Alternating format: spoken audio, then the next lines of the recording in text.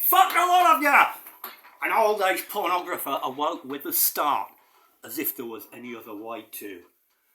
The ceiling was rotating, the floor was revolving and the walls were spinning. It was business as usual.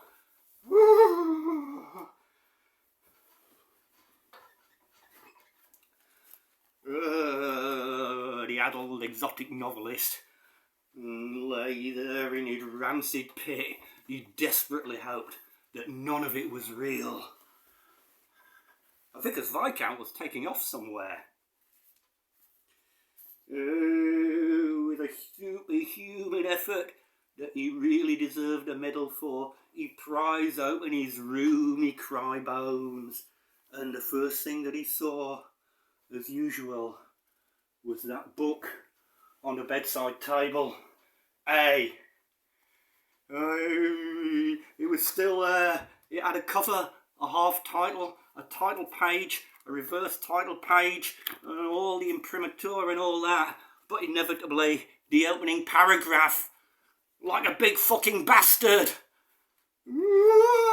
Sadly, the book in question was in a language that the old bastard couldn't actually read anymore. But that just made it a better cure because he suffered from crushing insomnia. Other useless shit cluttered the wonky pedestal of the bedside table as well. There was B, a goose-necked aluminium lamp which had been made by Italian prisoners of war in 1943. Its bulb had burned out years ago and you couldn't get them anymore. But his electricity had been cut off anyway, so that didn't matter. C, there was a can of insecticide.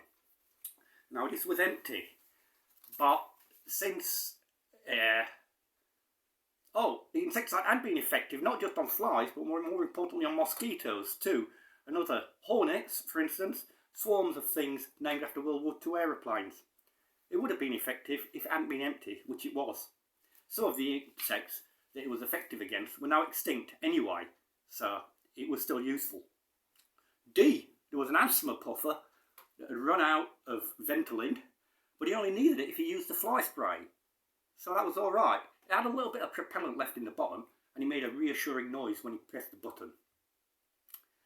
E, there was a cracked tumbler that smelled of stale lager, but there was not enough residue left even to get a mosquito pissed, even if there was one there. F, there was a Taiwanese digital watch, a 7-segment LED display. It had burned out, and several of the segments, that is, not all of them, so that you had to look at it for a long length of time to work out which of the numbers was what. But that was alright because you could still read it on several occasions during the day.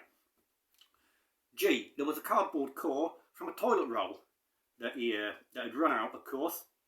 Just the core left there on the table. Now this was interesting because he didn't actually cry or masturbate these days, so he didn't need that either. And there was a notebook, H2. The pages were filled with scribbles that he had done in the middle of the night when he was pissed, and not even the author could make out what he meant in the morning.